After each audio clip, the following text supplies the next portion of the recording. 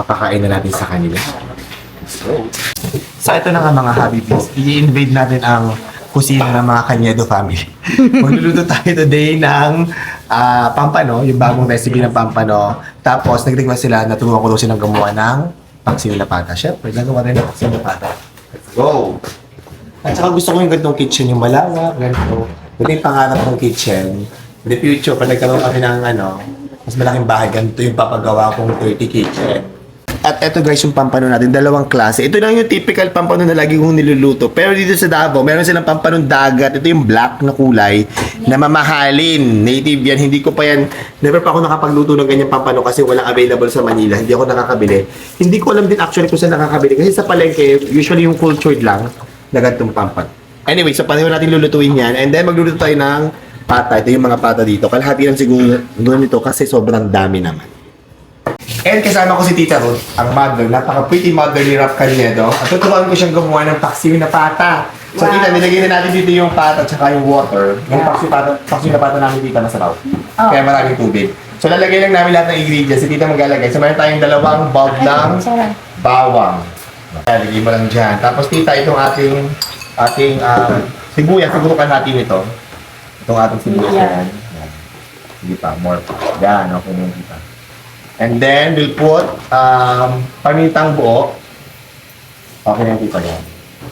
Tapos, asin mga 3/4 lang yun. Yung kalahati lang muna. Yan, pwede nyo. Yan. Ganun lang. So, okay na yun. And then, lagyan natin ng isang pork cube. Yan. Tita, ganun lang. Kasi simple, di ba? Yes. Tapos, tatakpan na natin, Tita. And then, ipapressure cooker na natin. Okay. Mamaya, pabalik ka natin. Dali lang, di ba, Tita? Yeah. Super bilis lang. Wala tayo sa And habang nakasalang ang ating paksiw na pata, tuturuan ko naman si Titang gumawa ng pangat na pampano. Pangat na pampano daw ang tawag dito. Pangat. So, pangat Tita, pangat. Parang pinangat na gano'n. So, gagamit tayo ng maraming kamatis. Wala kami super hilog na kamatis, pero okay na to. Dito gagawin lang natin ito, i-smash lang natin.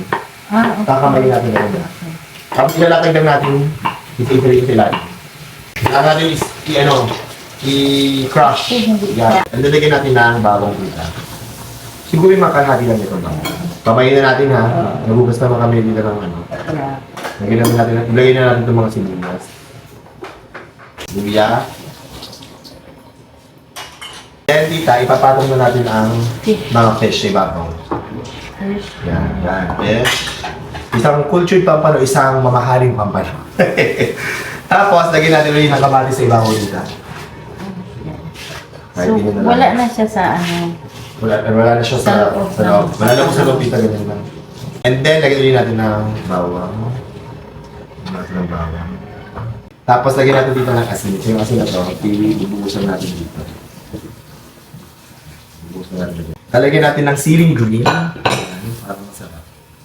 Tapos, bubuhusan natin ng kalamansi. Yan, Tita. Ibuhus mo lang. Oo, buhus mo lang, Tita. Yan.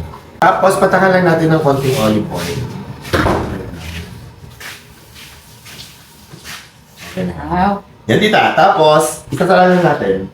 Tapos, hayaan lang natin lumambot yung... Slow fire. Slow fire, low fire lang Low tayo. fire lang. Tapos, anin lang natin yung kamatis. Papalambutin lang natin. Okay, lagyan na natin. Low fire lang Cover, so tayo. wala naman. Tapos, tatakpan lang natin. Okay. At eto, parang luto na yung ating pangat na pampano. Ayan, guys. Medyo nagsabaw na siya. Yung ating kamatis kasi hindi masyadong hinog, pero okay na yan. Luto na yan.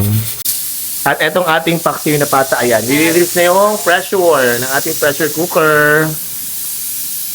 Eto na yung ating pampano. Luto na, guys. Hindi mas maganda kung kamatis yung sinuhinog, pero ito okay na to. Kasi mas maganda pag nagtubig talaga yung mga kamatis natin. Papakain na natin sa kanila. So,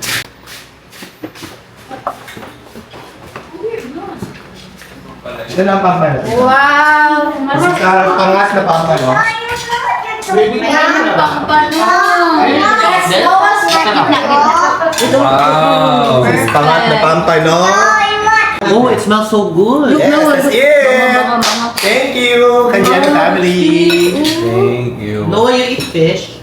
Yeah, that favorite niya. Noah, say hi. Say hi, Noah. Say hi.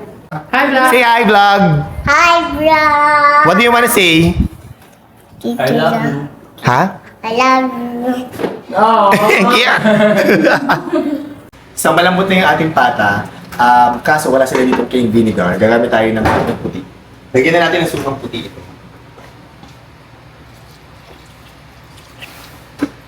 Yan. Lagyan na rin natin ng ceiling green. Tapos mamaya, adjust na rin natin yung lasa ng alap kung kailangan. At eto, ready na ang ating paksiw na pata. Yes. Ito na guys ang ating paksiw na pata. Alam ko kumain na kayo sa dami ng ulam natin. Pero tikman nyo yan. Ano ko, kanya busog na ako. Sabaw lang, sabaw. Go! Kuya Roy. Welcome!